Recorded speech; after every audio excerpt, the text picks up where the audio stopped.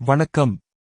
வியோம்பேதா astrology nexus நிகழ்ச்சிக்கு உங்களை அன்புடன் வரவேற்கின்றோம். இது சந்திர ராசியை அடிப்படையாகக் கொண்டு கிரகங்களின் இயக்கங்களை மனதில் கொண்டு தயாரிக்கப்பட்ட மே 2025 மாதம் மிதுன ராசிக்கான ஜோதிடப் பார்வை. மிருகசீரிடம் 3ஆம் மற்றும் 4ஆம் பாதங்கள், ஆருத்ரா, புனர்பூசம் முதல் 2ஆம் மற்றும் 3ஆம் பாதங்களில் பிறந்தவர்கள் இந்த பார்வையை கவனமாக கேட்கலாம். மிதுன ராசி புத்திசாலித்தனம், வாகை மற்றும் சுறுசுறுப்பு ஆகிய குணங்களை பிரதிபலிக்கிறது. இந்த மாதம் இந்த தன்மைகள் உங்கள் வாழ்க்கையின் பல துறைகளிலும் வெளிப்படும். 7ஆம் தேதி புதன் மீனம் ராசியில் இருந்து மேஷ ராசிக்கு நுழைகிறார். லாபஸ்தானத்தில் சஞ்சாரம் காரணமாக புதிய நண்பர்கள் மற்றும் வணிக வாய்ப்புகள் தோன்றும் வாய்ப்பு அதிகம். மே 15 தேதி வரை புதன் பின்வாங்கும் இயக்கத்தில் இருப்பதால் முக்கிய முடிவுகளில் நிதானம் அவசியம். 15 தேதி சூரியன் மேஷ ராசியில் இருந்து ரிஷப ராசிக்கு செல்கிறார். இது செலவுகள் அதிகரிக்கும் சூழலை உருவாக்கும். ஆன்மீக ஆர்வம், வெளிநாட்டு தொடர்புகள் அல்லது பயணத்துக்கான சிந்தனைகள் உருவாகலாம். குடும்பத்தில் சிறிய மாற்றங்கள் ஏற்படலாம்.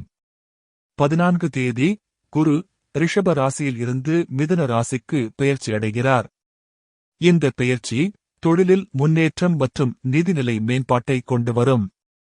பழைய குழப்பங்கள் விலகும் சூழல் உருவாகும். குடும்ப நலனில் முன்னேற்றம் சாத்தியமாகும். 18 தேதி ராகு மீனம் ராசியில் இருந்து கும்ப ராசிக்கு நகர்கிறார். கேது கன்னி ராசியில் இருந்து சிம்ம ராசிக்கு செல்கிறார். இந்த மாற்றம் ஆழ்மனதில் மாற்றங்களையும் புதிய இலக்குகளை நோக்கி செயல்படும் துணிவையும் அளிக்கும். 23 தேதி புதன் மேஷ ராசியில் இருந்து ரிஷப ராசிக்கு நகர்கிறார். இதனால் செலவுகள் மற்றும் குடும்ப விவகாரங்களில் தெளிவான முடிவுகள் எடுக்க உதவும். 31 தேதி சுக்கிரன் மீனம் ராசியில் இருந்து மேஷ ராசிக்கு நுழைகிறார். இது நண்பர்கள் மற்றும் சமூக வட்டாரங்களுடன் உறவுகளை மேம்படுத்தும். திருமணம் ஆகாதவர்களுக்கு புதிய தொடர்புகள் உருவாக வாய்ப்பு உள்ளது. தொழிலில் மாதத்தின் தொடக்கத்தில் சில தாமதங்கள் இருக்கலாம். 14 தேதிக்குப் பிறகு குருவின் பெயர்ச்சி காரணமாக புதிய பொறுப்புகள் மற்றும் பதவி உயர்வு கிடைக்கும்.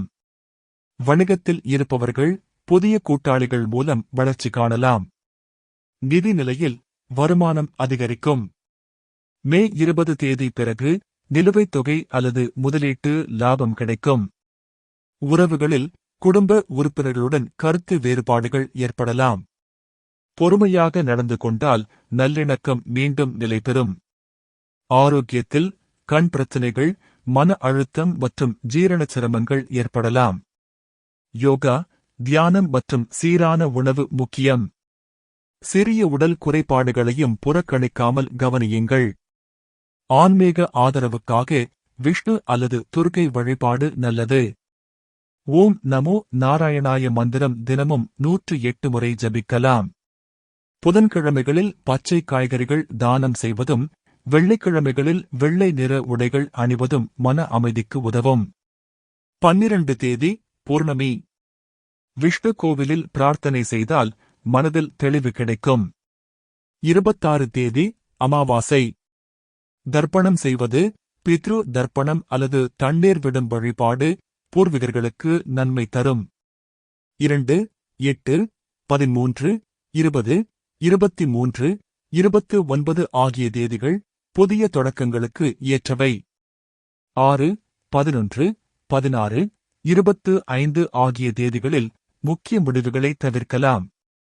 இந்த மாதம் உங்கள் முயற்சிகளில் முன்னேற்றம், உறவுகளில் இனிமை, உங்கள் வாழ்வில் அமைதி, தெளிவு மற்றும் ஒத்திசைவு நிலவ வாழ்த்துகிறோம்.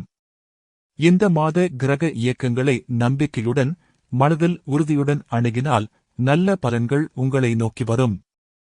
விண்மீன்கள் பேசட்டும், கிரகங்கள் வழிகாட்டட்டும், காலம் அமைதியுடன் இணங்கட்டும்.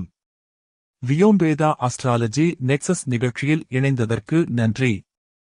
அடுத்த சந்திப்பில் மீண்டும் காணலாம்.